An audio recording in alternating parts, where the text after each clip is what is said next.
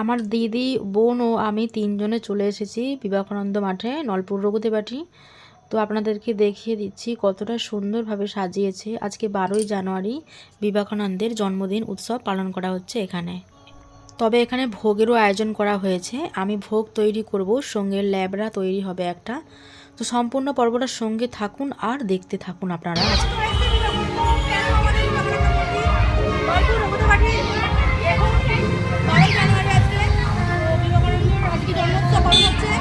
আমরা চলে এসেছি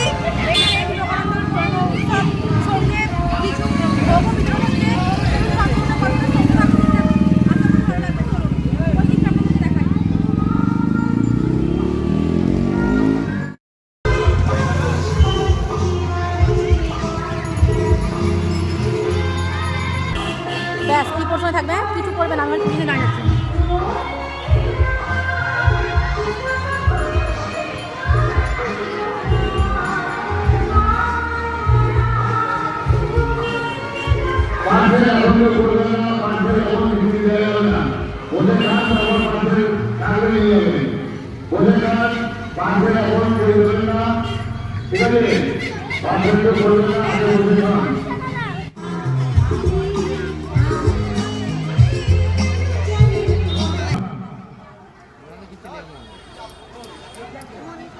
বসে খান, পার্সেল এখন চলে যাবে না, বসে খান।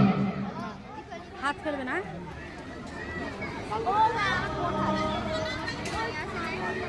সরি, আমার মনে হলো যে ভোগটা একটু আমি তৈরি করি। তবে আমার চ্যানেলটা আছে যখন, ভোগ তৈরি করাটা আপনাদের সঙ্গে শেয়ার করছি। যখন চ্যানেল ছিল না তখনও কিন্তু ভোগ তৈরি করা, এরকম সবজি কাটার সঙ্গে থাকা, প্রচুর কাজকর্ম করার আমার প্রচুর আগ্রহ আছে, জানেন তো বন্ধুরা। আমি এই কাজগুলো কিন্তু ভীষণ ভালোবাসি। তাই মনে হলো একটু আপনাদের সামনে আমি তুলে ধরার চেষ্টা করি। সেই জন্যে এই ব্লগের মাধ্যমে এই ছোট ছোট ক্লিপগুলো আমি তুলে আপনাদের সঙ্গে আমি পরিবেশন করলাম। আচ্ছা, এরপর চলে আসছি আমি খাবার প্যান্ডেলে। এত সুন্দর পরিষেবা আপনাদের কি বলবো, বোঝাতেই পারছি না। আমরা 3 বোনেই খেতে বসে গেছি। দেখুন 4 টেবিল করেছে। আর এদের ছোট্ট ছোট্ট ভাইরা এত সুন্দর সার্ভিস দিচ্ছে, ওদের আগ্রহ দেখে আমার তো আগ্রহ আরও বেড়ে যাচ্ছে। সত্যি বড়দের কিন্তু এখানে শেখার একটা ব্যাপার আছে। ছোটরা এত আগ্রহ, পাতা দিয়ে দিচ্ছে, মুছে দিচ্ছে, এত ছোট বয়সে এত কর্মঠ হবে আমি কখনো ভাবতেই পারিনি। একটা দাদা ভাই আমাদের পাতে দিচ্ছে খিচুড়ি আর ল্যাবড়া দিচ্ছে। আমরা সব পরিবারের মতন খেয়ে নেবো। এখানে বসেছি সপরিবার বলতে কি, যে 4 জন বসেছি আমার টেবিলে, আমরা একসঙ্গে 4 জন খেয়ে নেবো। বাদবাকিরা সব অন্যান্য টেবিলে আর কি বসেছি। তো দেখুন একটা ল্যাবড়া দিচ্ছে একটা দাদা ভাই। তো খেতে কিন্তু ওয়াও হয়েছিল। আর গরম গরম খিচুড়ি, ধোঁয়া উঠছে একদম, আপনাদের কি বলবো, কোনো কথাই হবে না, ভীষণ ভালো লাগে।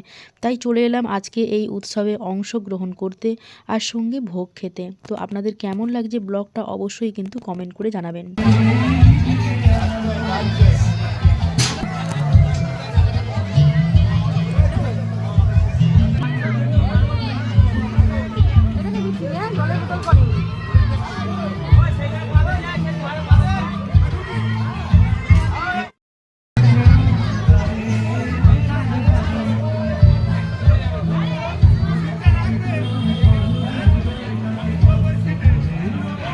ছোটোবেলায় একটা পড়াতে ছিল, ঠাকুর আমার ঝোলে লঙ্কা যেন না দেয়। তো আমার খিচুড়িতে কিন্তু লঙ্কা ছিল।